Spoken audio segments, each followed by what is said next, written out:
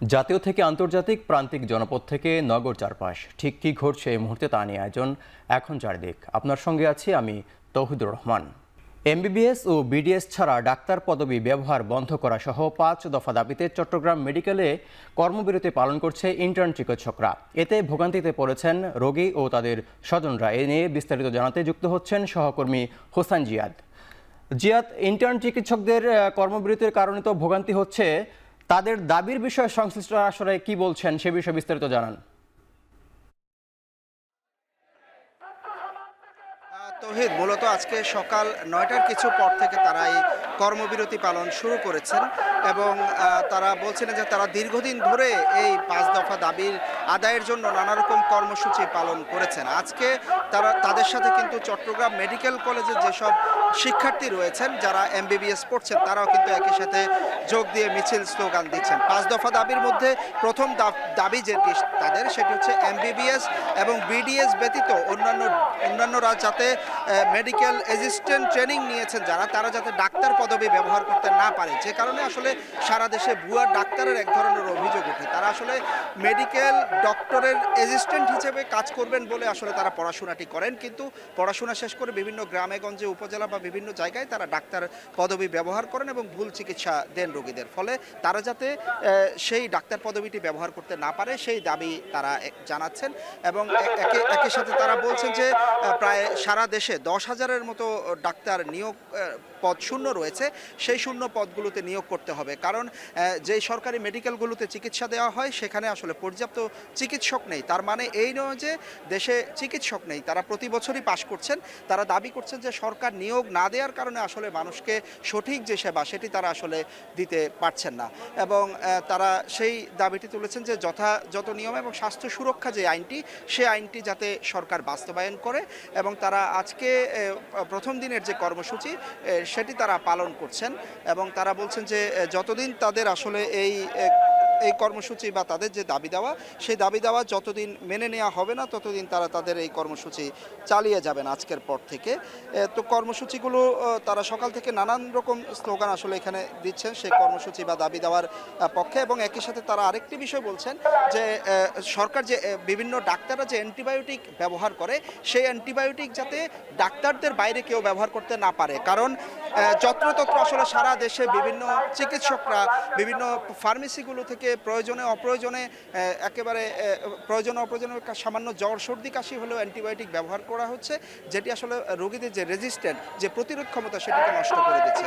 তো এইসব দাবি আসলে তারা আদায়ের জন্য মাঠে নেমেছেন। চট্টগ্রাম মেডিকেল থেকে ইন্টার্ন চিকিৎসকদের কর্মবিরতি নিয়ে বিস্তারিত জানাচ্ছিলেন সহকর্মী হোসেন জিয়াদ।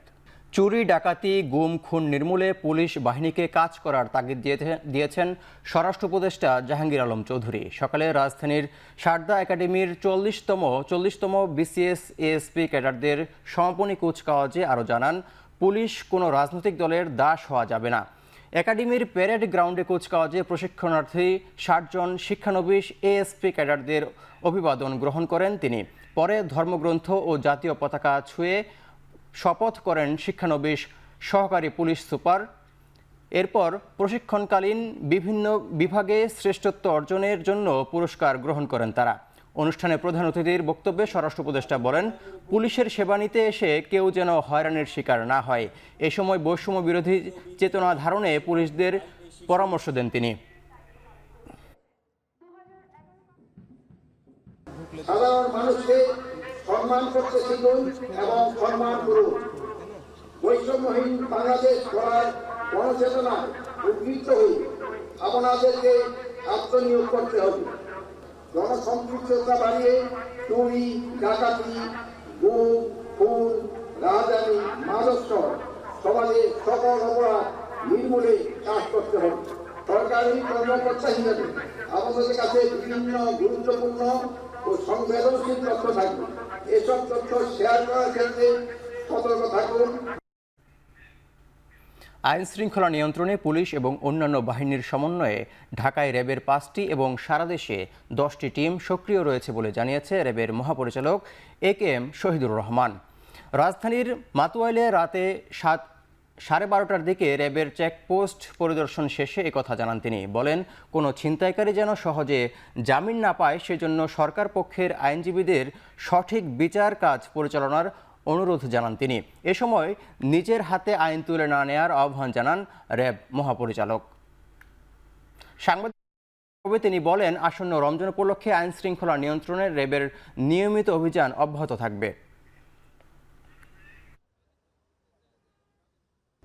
আমরা র্যাপিড অ্যাকশন ব্যাটালিয়ন আমাদের ঢাকায় 5টি এবং ঢাকার বাইরে 10টি ব্যাটালিয়ন সহ আইন শৃঙ্খলা রক্ষাকারী বাহিনীর আপনার পুলিশ ডিএমপির যারা আছে তাদের সাথে সমন্বয় রেখে আমরা কাজ করছি এই অপরাধগুলি নিবৃত্ত করার জন্য। ইতিপূর্বে প্রায় বেশ কয়েকশো ছিনতাইকারী গ্রেপ্তার হয়েছে, বাট এরা আবার অনেকে বেল নিয়ে বের হয়ে আসছে। তো আমরা বেল নিয়ে বের হয়ে এসে আবার তারা সেই ছিনতাই কাজের সঙ্গে জড়িত হচ্ছে। তো আমরা এই ক্ষেত্রে যারা সরকার পক্ষের আইনজীবী আছেন তাদেরকে অনুরোধ করব যে তারা যেন বিজ্ঞ আদালতে এই ছিনতাইকারীর তাদের কার্যকলাপের যে ভয়াবহতা, এরা জনজীবনে কি পরিমাণ অশান্তি তৈরি করে, এই বিষয়গুলো যদি তুলে ধরেন। জিয়া চ্যারিটেবল ট্রাস্ট মামলায় 7 বছরের দণ্ডপ্রাপ্ত থেকে বিএনপি চেয়ারপারসন খালেদা জিয়াকে হাইকোর্টের দেয়া খালাসের রায়ের বিরুদ্ধে রাষ্ট্রপক্ষ ও দুদকের আবেদনের শুনানি আগামী 2 মার্চ ধার্য করা হয়েছে। সকালে বিচারপতি মোহাম্মদ আশফাকুল ইসলামের নেতৃত্বে 3 বিচারপতির আপিল বেঞ্চ আবেদনটির শুনানির দিন ধার্য করেছেন। এর আগে 16 ফেব্রুয়ারি জিয়া চ্যারিটেবল ট্রাস্ট মামলায় বিএনপি চেয়ারপারসনকে হাইকোর্টের দেয়া খালাসের রায়ের বিরুদ্ধে আপিল করেন রাষ্ট্রপক্ষ। গেল বছরের 27 নভেম্বর বিচারপতি AKM আসাদুজ্জামান ও বিচারপতি সৈয়দ এনায়েত হোসেনের হাইকোর্ট বেঞ্চ ওই রায় দিয়েছিলেন।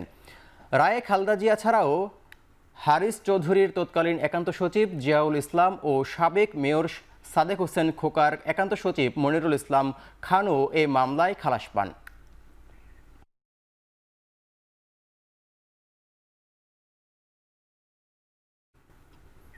মানবতা বিরোধী অপরাধের মামলায় জামায়াত নেতা ATM আজহারুল ইসলামের মৃত্যুদণ্ডের রায়ের বিরুদ্ধে রিভিউ আবেদনের শুনানির জন্য আগামী মঙ্গলবার ধার্য করেছেন আপিল বিভাগ। সকালে বিচারপতি মোহাম্মদ আশফাকুল ইসলামের নেতৃত্বাধীন আপিল বিভাগ শুনানির জন্য এদিন ধার্য করেন।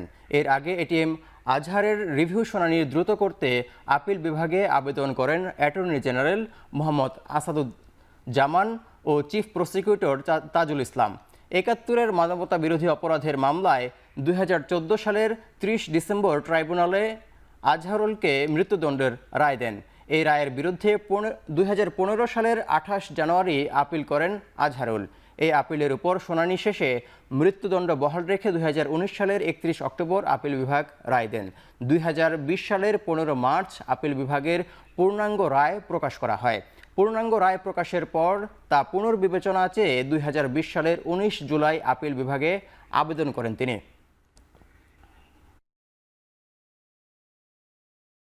প্রধান উপদেষ্টার কাছে ভিসি প্রো ভিসির পদত্যাগ, লেজুর ভিত্তিক রাজনীতি নিষিদ্ধসহ 6 দফা দাবিতে সম্বলিত স্মারকলিপি জমা দিতে রাজধানীর উদ্দেশ্যে যাত্রা করেছে খুলনা প্রকৌশল প্রযুক্তি বিশ্ববিদ্যালয়ের শিক্ষার্থীদের একটি প্রতিনিধি দল। সকাল 8টায় চোখে লাল কাপড় বেঁধে প্রতিবাদ জানিয়ে ঢাকার উদ্দেশ্যে ক্যাম্পাস ত্যাগ করেন তারা। 6 দফা দাবির একটিও বাস্তবায়ন হয়নি অভিযোগ করে শিক্ষার্থীরা জানান, দাবি বাস্তবায়নের উদ্দেশ্যে নিরাপত্তা অবস্থান নিয়ে ভার্চুয়াল আন্দোলন চালিয়ে যাবেন তারা। 6 দফা দাবি বাস্তবায়নের মধ্য দিয়ে শিগগিরই বিশ্ববিদ্যালয়ের শিক্ষা কার্যক্রমে ফিরতে চান বলেও জানান তারা। এর আগে গেল 18 ফেব্রুয়ারি বিকেলে ক্যাম্পাসের রাজনীতি নিষিদ্ধের দাবিতে বিক্ষোভ করার শিক্ষার্থীদের সাথে ছাত্রদল ও যুবদলের নেতাকর্মীদের সংঘর্ষ হয়।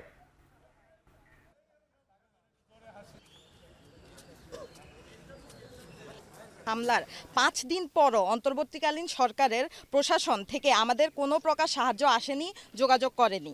আমাদের স্মারকলিপি নিয়ে প্রধান উপদেষ্টা বরাবর যাচ্ছি যে আমরা যতদিন আমাদের না দাবি পূরণ হচ্ছে আমরা ক্যাম্পাসে ফিরে আসব না। প্রশাসন আমাদের সুরক্ষার কোনো ব্যবস্থা নিচ্ছে ততদিন আমরা এখানে ফিরে আসব না এবং বাকি কার্যক্রম আমাদের অনলাইনে চলবে। যারা নতুন বাংলাদেশ চায় না তারাই সংস্কারের আগে নির্বাচন চাইছে। গেল রাতে ব্রাহ্মণবাড়িয়ার আশুগঞ্জ উপজেলার ডগরিসারে আধ্যাত্মিক সাধক আব্দুল কাদির শাহের স্মরণোৎসবে এমন মন্তব্য করেছেন কবি ও রাষ্ট্রচিন্তক ফরহাদ মাজহার। এ সময় তিনি আরও বলেন, যারা ভাবছে আওয়ামী লীগ 15 বছর লুটপাট করেছে, এখন তারা করবে সে বিষয়ে সচেতন থাকতে হবে। এছাড়া বর্তমানে দেশে যত অরাজকতা ও বিশৃঙ্খলা হচ্ছে, এর পেছনেও নির্বাচন প্রত্যাশী ও পরাজিত শক্তি আওয়ামী লীগের হাত আছে। স্মরণ উৎসবে দেশের নানা প্রান্ত থেকে আসা বাউল শিল্পীদের সঙ্গীত পরিবেশন করেন।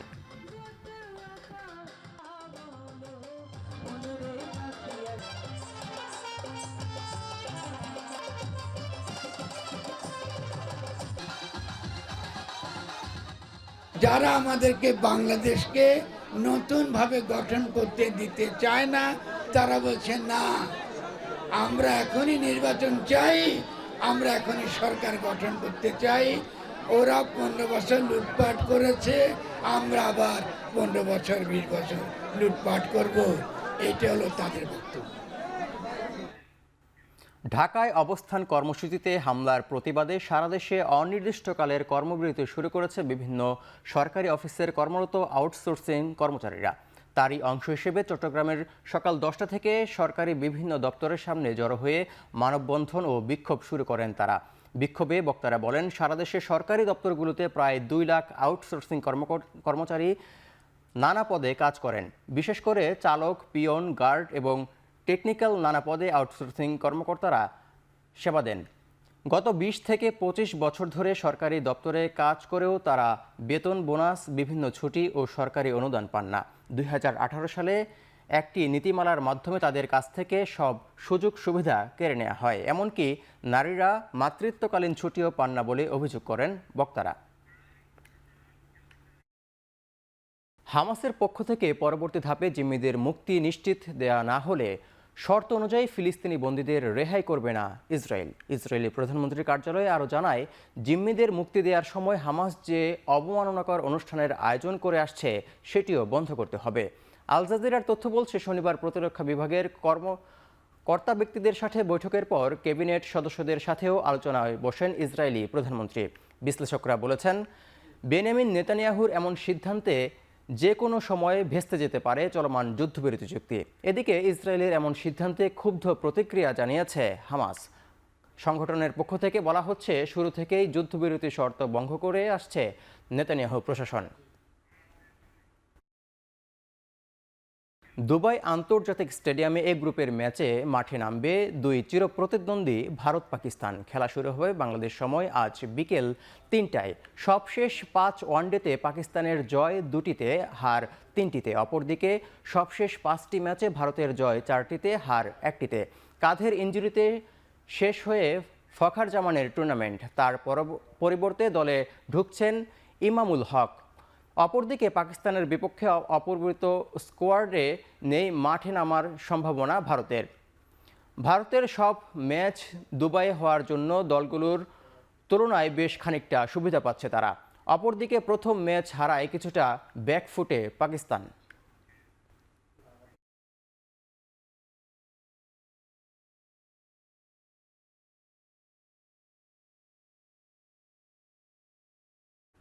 শেষ করছে এখন চারদিক। এখন টেলিভিশন ওয়েবসাইটে দেখতে ভিজিট করুন www.ekhon.tv, ফেসবুকে দেখতে ভিজিট করুন facebook.com/tv.ekhon এবং ইউটিউবে দেখতে ভিজিট করুন youtube.com/c/ekhon tv।